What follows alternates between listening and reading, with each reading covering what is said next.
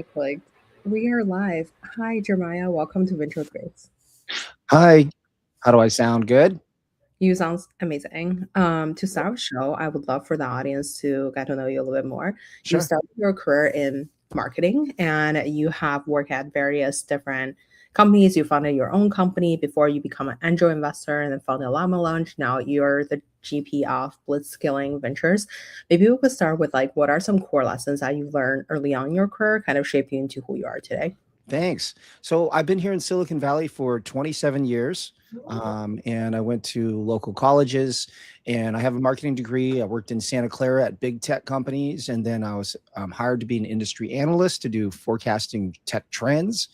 And then we started a company. We spun off to go do that, and I was a founder, and we grew that to be decent size, and I had a small exit, started angel investing, and I've always been tracking trends. And the one thing that I learned from my friend Tara Hunt is to get in front of a parade. And what does that mean? It means that when you see a big movement or a big trend coming, Grace, it's to get in front of it. And I did that with Web 2, the sharing economy, and now with AI. So that's kind of what I've learned. I think the other thing is what really matters is you show up. Show up to what? Show up in person. The more you show up to events, the more that you get seen, you get access to information, and opportunities come out of it. Now, certainly, I'm in the heart of tech, and so that makes it really easy to do that. You just show up to events and things happen, good things happen. But no matter where you are in the world, you want to become a community leader and really shape your career by grabbing the reins by yourself. So that's kind of my background and what I've learned today. Totally. I love the show up part. Obviously, I feel like we were both at like the Oh, yeah. AI collective event on the panel, and like I feel like you are such a um you're a huge community leader in the AI space. You run Llama Lounge. Maybe we could start with like what is Llama Lounge and how do you kind of like gathered all these like really huge community gatherings that's like focusing on AI. Yes. So I've been fortunate that I've been hosting events in Silicon Valley for 20 years. In fact, that's how the founding partner of Blitzscaling Ventures, Chris Ye, and I first met. I was hosting an event 20 years ago for the top tech bloggers. That was a whole thing. That's called like the A-list bloggers, and we had our own ranking system on Technorati and all this. So I hosted an event in Menlo Park 20 years ago, and Chris came to that, and he said, "Oh, okay, Jeremiah's a connector; he can convene." And I was invited to join his board of Ustream, which he was the CEO of, which eventually sold to IBM for 130 million. So we've been friends for a long time before I became a GP here at the firm. And that's just my community spirit of wanting to host events. And I've been doing that my whole career. So on average, I attend I attend 3 tech events per week, which other people in the world are like, I can't believe it. I attend 3 events per year. I do 3 events per week. So that's 150 per year. To me, I feel like I'm still falling behind. I don't feel like that's enough. But I have other things to do. And so then I host 1 event per month. And so the event that I'm known to host is called Llama Lounge. No, it's not at the zoo. No, we are not actually on couches. It's actually the opposite. It's humans, and we're standing and talking, and we're doing demos on AI. And Llama Lounge started, this is crazy, back in 2023 in April. It was one of the first AI events to have a pitch event. And we started this in SF on 9th and Market, and now it's grown. We've completed 22 events. It's been hosted at AWS, Zoom headquarters, Capgemini, SAP, HANA House, Stanford, Canopy, and the next host will be AWS, and then we'll be at Snowflake, then we'll be at Googleplex, then Stanford. So the who's hosting it. And at each Llama Lounge, we select 10 founders to pitch to everybody on stage. And they also get their own demo tables. There's no cost to them. The average event has 300 attendees, and it's usually over 50% AI founders, people flying from all over the world, and around 75 investors, our peers, people who have been on your show, and around 50 corporate AI buyers. So it's a full ecosystem, right? It's all the things that the AI founder needs, right? investors and corporate clients. B2B, B2C doesn't matter. You still need to partner with corporates. So I try to bring that because I have a corporate background. So that makes me very unique. So Llama Lounge is usually very large. The last event, we turned away 900 people, turned away. So it is a wonderful event that I love running. And at the start of each event, Grace, I do something that's a little bit obnoxious, but it's unforgettable. I have a giant snail shell, a conch shell, and I sound it. Everybody knows that's the start of the event. And it's something that's very unique to the market. When there's an event, there's 300 AI events in San Francisco Bay Area per month. And so I really want to make sure I stand apart with the brand. Llama Lounge is very unique. And we have our own audio signature.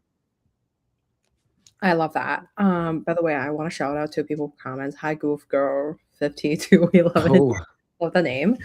So I guess like one of the things that like I really like what you said about like you have to like build your brand to stand out. And I guess yep. like at the beginning, so obviously like I wanted to maybe like double click on like the companies that kind of apply to attend. So for example, you are an investor of Composio, Crew AI, and Yep. at least really cool AI startups. Like maybe we could talk about like how does that play into your deal sourcing? Do you feel like I think like for the bigger events, it's like really hard to really filter the really quality people. And how do you feel like the people that you end up investing are coming from the events, or like how does that kind of like related to like the ecosystem that you built for yourself? Yes. So let's give some hard metrics. Mm-hmm. There's been over 1,200 companies that have applied to demo. So the amount of deal flow that is coming my way as a VC is very high. And that does, or is this like a historical thing? That's historic, but each event it's over 1,000 applicants, which includes founders. But so that's the top of the funnel. Now let's talk about end results. Then I'll share some anecdotes. We've done around 14 investments in the AI fund. It's early stage, seed stage, Series A, and pre-seed of startups most likely to blitzscale. 1/3 of the portfolio is from Llama Lounge. That's a very high ratio of a single source of deal flow. And of some of the deals, for example, Composio is red hot, and it's very hard to get into that deal. And the way we got into that deal is the host of Llama Lounge was Amazon, and they recommended that Composio be one of the demo companies. So Amazon helped me with deal flow. That's very unusual for an emerging manager to have that level of quality of deal flow. Secondly, when there's a hot startup, they are too busy to apply to any pitch events. So I offer them a demo slot. And Llama Lounge is known in Silicon Valley. It has a brand. And when I offered to them, around 80% of them say yes. And I build the relationship by giving to the founder first. I don't ask to get into the deal. I give them to the platform. And at the end of the deal, at the end of the event, I say, how'd that go? That was amazing. I got all these leads, potentially new hires. I got customer feedback. I met a corporate who might do a deal. I met investors. Thank you so much. And I said, well, that's just a taste of what you can do. You haven't even met my other partners. We would love to help you on an ongoing basis. Could we put a small check in? Yes, Jeremiah, of course. You definitely showed you can add value. And then, of course, our portfolio companies get access on stage. Now, the next Llama Lounge, I'm going to share some stats. So earlier, I told you, right, that I attend 3 AI events per week on average. And this means I've gone to all the major demo days in Silicon Valley. I went to YC, 500 Global. I went to A16Z. I went to Alchemist. I went to a lot. EWAR, like it's a long list. And so the next Llama Lounge, there's 10 AI companies, and those top accelerators are sending deals to us directly because they want to be featured. Mm-hmm. So we have 3 companies from A16Z that are going to demo, and some of them are sent to me from partners. And we have 2 companies from YC. One of them is sent from one of their investors, who is the CEO of Product Hunt, Rajiv. And then we have a deal coming directly from AI Fund, Andrew Ng's group, and they're about to accept that deal. So we have inbound deal flow from fellow VCs who make friends with me. I want to feature their portfolio companies. So Llama Lounge is a platform to help the ecosystem, but it's also an incredible deal flow. And it also helps my friends that are GPs. We can figure out a way where everybody wins. I have so many questions. I feel like one Shoot of 'em. the that you said was like, for example, AWS would send you deal flow. I wonder like what typically like are the profile of like people that you typically collab with for the events? Because I mean, I assume that's like our mutual friends, but like I Yeah. guess I guess when you are thinking about like gathering the deal flow, like are you talking about like so for example, people working at the cloud space, or are you thinking about like the corporate Oh, to host the event. well, not host event, but like I guess like the deal flow, the best deal flow that's coming from? Would you say would be um yeah, like I Even think Stanford is hosted too, which has resulted in great deal flow as well. So I posted in the comments on the LinkedIn to the next event, and you can like see like the types of. I even list out the roles of people who are coming. So you can see like the corporates that are coming. We have Costco, Denso, HubSpot, IBM, Lucid Motors, Mazda, Microsoft, Nvidia, Oracle, Qatar Airlines, Qualcomm, RingCentral. I mean, it goes on, and even more so, there's 32 VCs that are already registered. Like uh, which founders don't want to show up to that? They want to be there. This is the place to be. And by the way, those roles are the corporates. Those are the AI buyers. So we filter. You must be in the AI product team at those large corporations, or you must be one of the leaders in the innovation group, or you're reporting to the CIO. It's typically VP level or director, or it's a software engineer. So people that are actually making those decisions. Now, regarding who hosts Llama Lounge, it typically is a cloud company or Stanford, or a consulting firm like Capgemini, or it could be a co-working spot like Canopy has been great. When we hosted the event at Zoom headquarters in San Jose, the mayor, Matt Mahan, showed up and gave a speech. So, we really want to see the whole ecosystem boost. And we've partnered with TechCrunch Disrupt as well. And so they sent us attendees as well. So it's just kind of grown on its own in that kind of way. So regarding who do we want to partner with? It's Llama Lounge is for the AI leaders. Whether you're in corporate or you're an investor or you're the actual founder, that's who we want at the event. I wonder, so like I guess like the since you mentioned so for example the corporate buyers, do you track the result of like when people come to your event and then like for example they end up investing or they end up like purchasing? Is there any kind of like CRM that you Oh, use? I wish. I don't track, but I hear about it later, and it's anecdotal. Like I hear about it 12 months later. Like, oh, at your event, I met this client and I got funded. Thank you so much, Jeremiah. And then I'll say, you're so welcome. I just want to see the ecosystem winning. By the way, is your company growing? Yeah, we are. Well, when's your next funding round? Oh, we're actually starting funding now. All right, send me the deck. So that's kind of how it happens. And we have a bunch of regular attendees, founders, so I can hear the information. But I wish I was tracking it. There's really no way to know. As you know, Grace, most investments, unless it's like a pre-seed angel, they're not going to make the decision on the first meeting, on the first date, right? It's like a sequence. And the larger the VC firm, the number of meetings often increases. So I wouldn't say like Llama Lounge is always the definitive place. Even the companies that we put on stage, and some of them I'm evaluating for funding, like we still have numerous steps in due diligence beyond that. I wonder, so like for the diligence process, Yes. like you kind of talked about, like maybe we start with the fund, Blitzscaling Ventures. So Sure. I guess like what's a typical check size do you guys write, Yep. and what kind of ownership, and like what does a portfolio construction kind of look like for the fund? Oh, great questions. All right, let's dig in. I love that. So I kind of went over this at Raise. I was one of the speakers. We have done around 13, 14 investments. We've done some really small ones, so it's hard for me to count. And the average check size is 500K. And we do 500K seed and 1 million Series A, and sometimes smaller checks for pre-seed. But the majority it's been kind of split between the threes, with like 40% being seed stage. And obviously, we're not leading, and we're follow-on investors with those check sizes. One of the pre-seed deals, we were the lead, and what we look for. So portfolio construction. I'm leading a lot of that, working with the team. And so I have a background again in market forecasting, market research. So it's very natural for me to talk about future trends and then to put together a market map. And I did that for the AI tech stack. I did that for the agentic tech stack. And I built a new one called Arrow, which is agentic robotics. And so it's natural for me to map a market out and then identify opportunities. I've been doing that for 20 years, formally trained on that at Forrester Research. And then I ran my own firm. So right now, most of our startups, a majority are AI applications. We have 4 strong agentic companies. We have 1 strong foundation model. We don't have that many because they're priced outside of a follow-on seed investor. And we have 1 deal we just did in agentic robotics, software category to be clear, not hardware.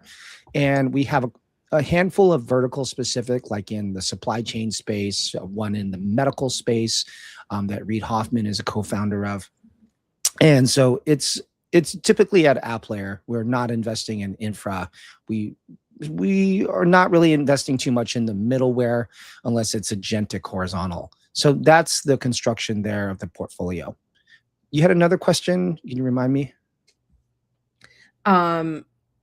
I think my other question is like technically, so like about the fun or like the event side of things. Like, so how do you guys kind of like, how do you basically systemize your approach from like, getting great deal flow from the events and then to like kind of like funnel them into deal flow? Like, do you have like a CRM? Oh, And yeah. I have a piggyback question on that. Sorry, before I Sure, forgot. go ahead. I have my brain's like this big right now, but so I wonder, so when you're doing the I guess like when you're doing the event, so when you mention like the corporate buyers and then all these kind of like really high caliber people, would you Yes. say you have to manually invite some of them, or like do you feel like it's purely inbound? Like, do you feel like the more quality people that you have to outbound yourself? Okay, so Llama Lounge has a very high subscription rate on Llama. There are there's 11,000 people that are subscribed to the event. 11,000, but our capacity is only 300 people. Mm-hmm. So in fact, I don't actually advertise the event because I can't deal with the inbound. We have to have 3 security guards at every event. Mm-hmm. So I actually don't push the event to the main channel because I'm worried about too many, and I get overloaded with messages. Of course, I use AI to filter it. Mm-hmm. So we do invite the VIPs. There's a VIP list for investors and corporate AI buyers, and they've already been invited. They have to accept the invite for the next event in January. So there's an allow list, and there's an allow list of certain founders that have come before. And so they're guaranteed access, but they have to hit accept. Mm-hmm. And there's a whole sequence that I use, and I have AI set up and it's all scheduled. So it kind of runs on its own. By the way, there's no staff and I have no budget, but this is one of the largest AI events series in the world. But I do it because I use AI so well. So to answer your question, yes. So I invite those corporates and I create that allow list, and then they get that. And then you'll see on the page, then I list out who's coming, the VIPs that are coming, which creates a flywheel, which more founders come. Mm-hmm. Then the Llama Lounge event is featured on Cerebral Valley. I'm friends with that group. I talked about them from my TED Talk at TED AI. So we're very tight. And then Llama features it as a featured event. So it kicks off another cycle. Plus then I have my newsletter and then social media reach. So there's just numerous ways that I can, like I figured out how to promote this at no cost. So it just grows on its own on that way. Now, what's up? Oh yeah, no, keep going. Sorry. So your first question on CRMs and systems, and I knew you were going to ask me that because I talked to AI for 20 minutes before our call today. What questions is Grace going to ask me? Go through the historical data and look through the last 10 interviews and tell me all the questions she's most likely to ask. So I knew you were going to ask that. So I'm using AI. My AI first mindset, right? All the time. And that's how I've been at inbox 0 for quite a while because I use AI, all the features and everything. It's, I'm just solo. I have 0 associates. I have 0 event staff. Like I am very efficient and productive because I'm using AI in all ways possible, including using the technologies of our portfolio companies. So we don't have a fantastic CRM system. We have a very standard CRM system. I don't want to really mention the name, but what I do is as I'm reviewing the founders that apply, as I'm reviewing the submissions, I look at their websites.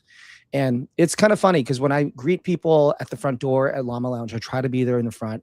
Like people say, oh, I'm this person from so-and-so company. I can see it on their name tag. And I say, oh, you guys work on this. And usually people are stunned that I know it, because I actually personally take the time to look at every single website of every attendee. And I look at every single LinkedIn account of every applicant. Once they're on the approved list, then I don't really look at it as often, but I really spend the time, me personally, to review to make sure we have the right mix at the events. Now, when I do see a startup that is a potential thesis fit, which I could talk about, what is our thesis in a sec, I will take them through a process, and I already have templates set up. I ask them for the information, I get their deck, then I review the deck, and I run it through an AI process as well to find it. And the AI and the GPTs are already trained on our thesis because it's public. And I'll use that process to find that. And then I might pose a few questions on email, and I might go directly, we set up a Zoom call, and I have a whole sequence using AI to do that as well. And so that it's all done, and I have that sequence. Then I put it manually on a sheet. We have an internal tracking sheet, and there's only like 24 startups on that list at any given time. And I'll bring it to the partners. Here's what I'm looking at in my deal flow in our partner meeting event, which is usually Monday, or I'll share it on our Slack. And then I'll get some feedback, and they'll say, what about this, or these questions? Then I'll go out and get that information. And then I'll determine if this person is good enough, this team's good enough to come to a partner pitch call. And then it's a very standard process. So it's pseudo human. The human part is still required. And for me to understand the founder as well, it's part of that. And also, if it's a hot startup, I'm going to put them on stage at Llama Lounge, or I'm going to try to put in check in immediately. So it just depends on the situation. Like I just put a check into a YC company that we chased, but like I don't have a lot of time because that deal closes so fast. So those are the different methods that I'm using. But certainly AI, I don't need a researcher. I don't need an assistant. I don't need a principal to help me. I can do all these things. All of those things I'm managing one of the world's largest events, plus I'm a public speaker, plus my deal flow. I can do all this with AI. It's just amazing because I used to run a company with dozens of people of knowledge workers. I just don't need to do that anymore. For sure. Can you talk about your AI process as well? Like how do you train the AI, and how do you kind of like, I think the major challenge from the AI part is like, you have to use like an AN or like make.com or something to like kind of like connect stuff together with your own database, or just like making it more personalized. And I feel like that's semi-challenging because of like a lot of the stuff have to just like connect to each other. Basically, I feel like whenever it involves to like copying an API, I'm already kind of zoned out. But how do you kind of like build the AI to maybe whether it's tracking the stuff or So step one is, I believe, to be effective in everything, your email inbox should be completely organized and cleaned. And this requires you to have your filters and the ways to filter information. So when you have inbound, you know it's high quality. Or if there's somebody who's a VIP there. So I'm at inbox every day. Inbox 0 every day. I've been at that level for. Do you reply them, or like? I mean, I feel like I'm the. I don't reply to everything. Oh wow. Okay, so no way. So yeah, and by the way, I think you know this as well. Like the hot founders are not going to be pinging me. It's the other way around, right? Like I have to chase. Yeah, like I think like the other part is like, yeah. Well, true. Yeah, most I would say. So I'm personally very productive because I have AI managing and filtering my content, and with my outbound and my sequences and my drips. My newsletter is pretty large, and my social is pretty large, so I can reach the market like that. Like in 10 minutes, I can reach 100,000 people in like a week if I need to, right? So I have all those skills and the ability in that platform. So it's easy for me to reach the market and tell people what I'm investing in, which triggers like these things that cause inbound. And then I get everybody to email me with their decks and pitches, and then that sets them up. So I'm using AI to filter my emails. I'm using AI to categorize emails. I have templates set up for the standard process. Here's what we're looking to invest in. Here's a link to our thesis. Please send your deck, and so we can get this information. Now, of course, if it's a really hot startup, they're not going to do that. So I have to, there's other methods I have to use. So it just depends on the context of the situation. So the AI is trained on our thesis. So I think we should spend some time to talk about the blitzscaling thesis. Mhm. Blitzscaling was a Stanford class taught by Reid Hoffman and Chris Ye. Now, if you don't know who Reid Hoffman is and you're listening to this podcast, like, I don't know, you must be very new to the industry. So Chris and Reid published the book Blitzscaling, which is a bestseller, and then it became this firm. And Chris, along with Scott Johnson and Jeff Abbott, are the founding partners of Blitzscaling Ventures. I'm not a founding partner, but I was a founding LP because Chris and I have been friends for so long. And Reid is an advisor and major and first LP. Reid is not on the IC. Reid is not a GP. However, Reid gives us guidance, tells us which markets to think about, which not to. He's on the board of Microsoft, and he was the first investor in OpenAI. So if anybody who knows what's happening in AI, it's Reid Hoffman. And so we're so grateful to have his guidance. So thank you, Reid. In fact, Reid, this is unfair advantage. So in addition to Llama Lounge and Chris having his global reach as a speaker and author and all that, Reid allows us to invest in his AI deals. So that's an unfair advantage. So we invested in Manas AI, which he has co-founded with Dr. Sid Mukherjee, which is using AI to tackle diseases by enhancing and speeding up the drug discovery process. So the blitzscaling thesis, and I'm get back to how this applies to my deal flow, is public because there's a book on it. And since it's OpenAI and Reid's a major investor, the OpenAI has been trained on blitzscaling. Plus, we published on our website, blitzscalingventures.com, on the blog post. You'll see we've published our scorecard of exactly what we look for in seed stage and growth stage startups, which are two main categories, Grace, two criteria that we're seeking. And this is in addition to the founder. We evaluate the founder and the founding team. So we're looking for, does the company have network effects? Meaning that the value increases as every new user, as every new corporate client joins. Does it improve the value for everybody else? And then secondly, is virality or viral effects and or distribution. Does it spread naturally on its own? Which in today's modern parlance is product-led growth. And so those two things, network effects and viral effects, means you have growth and loyalty from network effects, and then it spreads on its own in a viral effect. Now, if you look at Reid Hoffman's track record, he's PayPal, LinkedIn, an early investor into Facebook, Airbnb, and OpenAI. They all have network effects and viral effects. So we're basically executing off Reid Hoffman's investment track record. So yeah, thank you. That you're pulling it up. If you're listening only, you should go to the video.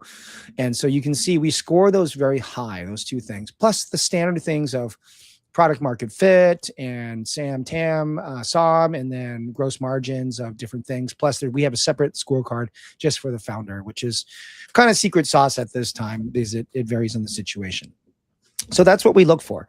And we've documented quite a bit there. And there's even additional posts at the bottom that go into detail on network effects and viral effects. And the reason I'm telling you all of this is because we can ask GPT, hey, I'm going to upload a pitch deck and a website to a startup. And this is the startup founder's background. Here's a LinkedIn page. Go through all this information and tell me, do you think they have network effects and viral effects? Grade it for me. I wonder, so like, what's the main difference between viral effect and networking effect? Because it sounds very Sure. Oh yeah, and I used to get them confused as well. And then I spent time with my good friend Chris, who walked me through the details. Okay, so a very simple social network. Let's just start with a telephone network, like the old style telephones where you pick up and dial. So a telephone network of just two people is not that useful, right? But if it's 20 people, then the value increases because you have 19 people to talk to. But if it's 200 or 2,000 or 2 million or 2 billion people, then the value increases because you have way more companies and individuals and coffee shops and people that you can call and talk to, right? And so that is a network effect because it's a network. So the value increases for everybody. The same thing, let's just say for eBay. The more sellers you have, the more valuable that is for buyers. The more buyers you have on eBay, the more valuable that is for sellers. So that's a two-sided marketplace. That is a network effect. Now, that is separate than a viral effect that the product actually spreads. Let's take Slack. Slack is very viral because companies share their Slack accounts from company to company to company. DocuSign, viral, spreads from company to email to company to company. So those are all examples of network effects versus a viral effect. A viral effect means the product spreads to a new user at no cost. In fact, when I email or are interviewing companies for potential investment, I'll specifically ask that. Tell me about your product-led growth or virality. And if they actually have numbers to show, that's key. And sometimes I ask them to strip out all the marketing data, strip out the advertising. Did the product spread on its own without any marketing or advertising? Then I know for a fact they have product-led growth. So is that clear? Network effect means that the value for those that participate increases as more people join. And then separately, virality is, does the product spread on its own without marketing or sales? Yeah, for sure. Cool. I have a question on this too. Like, so I think for a lot of the AI companies, so like, how do you judge like the B2B side of things when it comes to like the network effect? Because I think network is a very easy to do for like, LinkedIn or like something that's like more towards like selling to consumer. But I think for, Great question. yeah. That's a good question. We get that one a lot. The best thing I can do is give you examples. So we invested in Crew AI, which is enterprise agentic software. And it has tremendous network effects because it's open source. So enterprise developers are using it and uploading their templates and sharing templates. And it means that the value increases for other developers at other companies. I also gave examples of Slack. That's B2B. Looks very consumery. Yes, I agree. DocuSign, same thing, looks consumery. But also an app exchange or an app platform like the HubSpot apps network, or maybe the Microsoft app network, or the Google Workplace app network, or Salesforce app exchange. Those are all network effects. Also, there could be a data play. If you have data like Datadome, or maybe you're a company that has data, Cloudflare, that nobody else has, like proprietary data, that's a network effect as well. So we can see those take form. You just have to look a little bit carefully and to see those in there. Another question I have is, sorry, I feel like I need to like really correct how I ask these questions by my brain. You're doing great. I got you. And AI already prepared me for our talk. Oh no. Well, I think my question is like, when you're, so for example, you mentioned about the YC deal or like the ACNC deal, like I think Yeah. for the YC kind of stuff, like how do you evaluate the valuation? And then also like when they have Oh, like right. metrics, it's kind of like, it's always like crazy value. Like I feel like the current batch is kind of like people are valued at like 40 million out of, I think it's 35M is the average of this batch, yeah, up something. from last year, which was 28M. So how do you kind of like justify these like crazy valuation? And then do you have like a benchmark to be as Yes. like, Okay. So our firm has a slightly unorthodox perspective. Now, we're not backing companies that are like $1 billion at seed stage. That's not us. There's other firms that do that. We have not done that yet. And it's unlikely we would do that. So I just want to make sure that's clear. But we've backed Series A companies that are valued at 100M, but they have some growth metrics, and they have like, they're the category leader. Like, for example, some Cruise and the Composios are doing they're the category leaders in their categories, and they have valuations that are at those levels. And we think it's definitely worth that. Now, regarding seed stage startups, we did back a YC startup. We haven't announced it yet, and their valuation is on the higher side. But that's not what we think about in our percent ownership. What we think about is the multiplier that we're going to get, hopefully, if the deal exits. So that is how our firm is different. We think about, can this startup return 20x? That's actually what we're asked to look for. Can this be a fund returner? So we don't think so much about percent ownership, and we don't think too much about the cost of the round, the valuation. It's, can this be a fund returner, and can we help them to be a fund returner? So that's what we think about. Let's talk about like, I guess like another question I have was like, how do you diligence certain like, things like how do you diligence the technical aspect as well? Also, quick shout out to Dan, David, Danny. Oh yeah, I know this. I know them all, and what a great group of folks. And many of them are Llama Lounge attendees. So glad you're here. So diligence on the technical side. Scott Johnson has a degree in tech. He's MIT and Cornell, and so he has been a coder. He's our managing partner. So he does evaluations. And then also we have a very special technical advisor. His name's Parth. And Parth is the AI advisor to Mr. Reid Hoffman. That's his full-time job, is to test all the AI technology and AI agents as much as possible. And his job is to inform Mr. Hoffman. And he is also our advisor. So it's kind of incredible that we have that. Plus, we have a network of numerous LPs that are programmers because they're exited founders. Many of our LPs are exited founders because of the Blitzscaling book attracts this type of LP. And so we ask them for help as well. But it's really interesting question, Grace, because when you listen to our thesis, we're one of the few VC firms that's actually focused on business strategies, right? Network effects and viral effects. That's like a business strategy VC firm, because that is the blitzscaling method. So we have to make sure that we balance that with the technical due diligence. Now, I want to say something that this upsets people. This is controversial.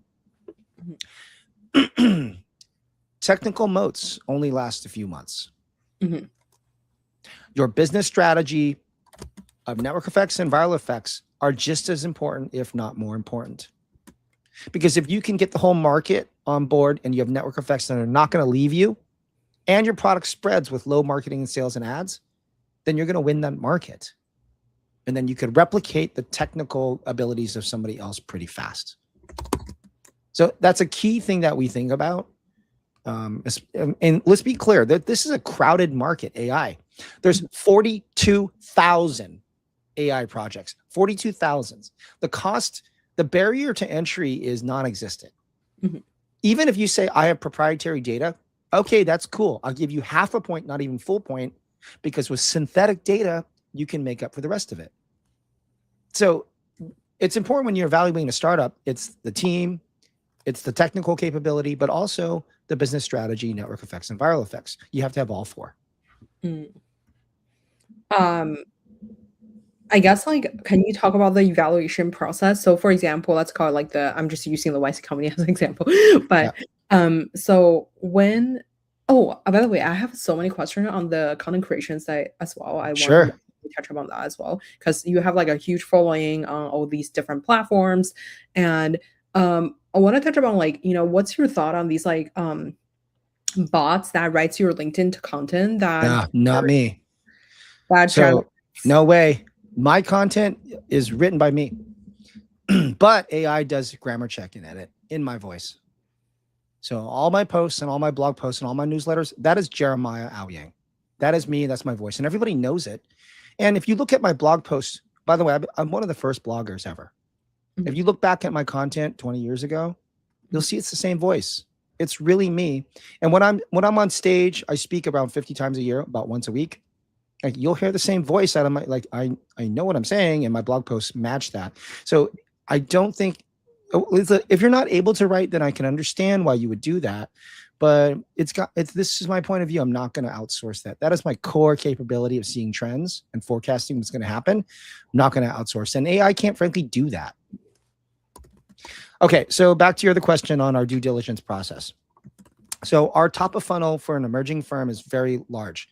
I was asked to speak at Raise. So I think it's 1,000 VCs applied to speak at Raise. Only like shout out to Ben Black. He's the best. Wow. And only 75 got stage time. I was one of them.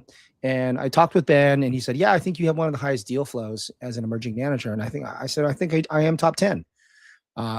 Just because of Llama Lounge and the social media reach. So our top of funnel is extremely high. And I'm not even talking about Jeff Abbott and Chris Ye's deal flow capability and Scott's as well. They can do it plus Reid Hoffman deals. So the process is, I review them and I see if they're a match. I'll bring it to the partner team on the Monday partner call and say, here's what I'm seeing, and here's all the information I've captured. I have a single doc with a template, and then I use an AI sometimes helps me to do that. I've got the screenshots and the growth metrics, and I write and I talk about the founder in a qualitative way. Like, this is how this founder, I think their personality is, right? That's key thing in here. Like, are they going to quit on us? Like, are they going to last? Are they going to sustain? Like I look at those types of things. And then they will come and pitch the partners, and then the partners will rapidly do a scoring. And the scorecard matches what I just told you. It's the network effects and other things. And there's some other things we look at as well. And then we'll do a proper due diligence. We'll do reference checks. We'll talk to their customers. We'll do a technical review if it's a developer product specifically. We'll talk to other investors. We know them. And then we will also ask some of our LPs for opinions if it makes sense. I see some of our LPs are on the screen right now. And what we also do is, if it's a larger check, then Chris Ye will ask Reid Hoffman for his opinion. Now, we're not able to do that all the time. Reid is a very, very busy person. And specifically when it's a larger deal, larger check, then we will just check with Reid. And considering his stature in the industry, we definitely want to listen to what Mr. Hoffman has to say. And then Scott will come in. He's been a VC for 27 years. He'll help negotiate the terms and ensure that we're getting fair terms on our side as well as for the founder. And then we execute the deal. And then we do a kickoff call to help that founder. And we set up all the things we can do them with guidance and advice and speaking at our events or getting media or press or biz dev, whatever I can do to help them. I really want to be a helpful VC. I love that. Also, shout out to Dane, Serena, Anthony. I don't know which one is your LP, but so maybe we could talk about the fundraising thing side as well, since we were just talking about LPs, and since you guys have a lot exit founders and stuff like that, what's your thought on fundraising as a fund? And I'm sure since the fund grew larger, so I'm sure it's majorly maybe institutional LPs. I guess if you could give us some Sure. on how do you balance from fundraising side as well as the investing side as well? Yes. I don't know if I have clearance to share the exact number, but it is we have tens of millions. We're not an over 100 M fund. And you can tell from the check size, 500K 1M. And I told you we've got about 25 to 30 total logos that we're going for. So you can kind of figure out the fund size. And I got to tell you, as a new GP, this has been hell to fundraise. It's been really, really tough. And I've been a founder. I've started companies. I'm used to hearing no. I know, no often means not now. Rejection, I'm totally fine with it. I do CrossFit 5 times a week. I go to failure all the time. That's not a problem. But it has been really hard to fundraise. But I do know from the stats from other fund of funds that we are over indexing double or triple than an emerging firm of our similar size and stature and age. But, we have amazing firepower of Chris Ye and the Blitzscaling brand and Reid Hoffman and Llama Lounge, and that helps. So we definitely are over indexing compared to others, but it's still been very hard. And that's been my biggest challenge in this role is fundraising. We are nearing the completion of our fundraising process, and so I'll be fully focused on deal flow. And but yes, it's been a lot of sales and marketing on the LP front, but it's been very rewarding because we have this amazing family and network of LPs, of executives, family offices, former founders, current founders, other VCs. It's they're all leaders. They're all tech and business leaders, which is a great group to hang out with. And at our events, actually, Reid Hoffman comes to speak. And so some of our top LPs get dinner with Reid as well. So we're just grateful to have this wonderful community chaired by Reid and Chris. I love that. I wonder, so when it comes to selling to both founders and LPs, you mentioned about selling to founders, and sometimes you would outreach to and then get them to speak at the events. Yep. And how long do you feel you can convert from the first conversation to putting in a check? And duration? Yeah, I think duration, and as well as the Yeah. stage of the founder as well. So like a lot of people are not raising, but like what is not like, I mean, how do you kind of like put in track for the not raising ones? Oh yeah, well you could preemptively or do a soft commit. There's ways to do that, of course. Sometimes we might, it just depends, and like we still need to look at their metrics, right? And who else is in the deal, right? And so it's just a lot of things, but I have a list. I keep a list on an actual Google sheet of those that it says follow up later, like, and I have put dates when they're fundraising, like it's manual, but I need to know, and I review that tab is open all the time, and I know exactly who's on it in the process, and I think about it and and make sure I have the right capital and think about that. So the process depends. So if it's a very hot startup, for example, Crew, we wanted to put it in the check as fast as possible because that deal was closing and we had very little time. And so like if they're or did you meet the founder at your event or? So the COO knew me before because he came into my office when I was a founder. And so we had that relationship. The CEO, Joao, he came to visit SF before he moved here. He's very open and transparent, by the way. I'm not sharing any secrets. And then I was lucky to grab coffee with him, and he walked me through the deck, and I was like, wow, like you're really on it. And he goes, yeah. And so I said, please demo at Llama Lounge. We built that relationship. And then I asked him, begged, pleaded, Joao, please let me put in a small check. And then we grew that. And then we also put in a larger second check as well, and off cycle, by the way. So we had to get board approval because we have to add value and show we can help.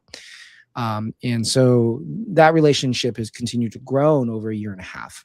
But immediately we put in the check within weeks, as fast as possible, because we knew they were going to be the category leader, and they are. I love that. And I wonder when you first started doing your event series. So like, since like, it's 22 events since you started in 2023. So like, Yes. I'm assuming it's like every month that you're doing something. Can we talk about the growth of the community as well? So like, oh yeah. I mean, there's some photos out there you can see before and after. Like the first one was in a pizza shop. I missed that place. Sunset Squares. Thank you for hosting us. The first event was like 100 people. It was super casual. We were slammed into this, like, I don't know if you've been there, Sunset Squares. It's next to the Ava apartments. It's next to Dolby headquarters on Market. And it was a very small place, and we were packed in there, and people would complain it's too crowded. That happened a lot. And then now, if you look at the photos, if you go to the Llama Lounge Luma page, you scroll down, and I dropped a link you can see the group photos, and it's massive. There's like 300, 400 people sometimes.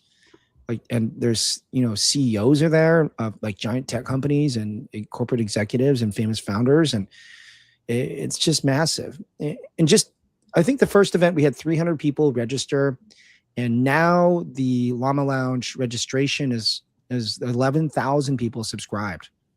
So like massive growth. And Llama Lounge has, been in the media too, right? It's been mentioned in the Atlantic, and we partnered with TechCrunch and Disrupt. Been mentioned in Forbes, covered in Forbes. I talked about it at TED AI.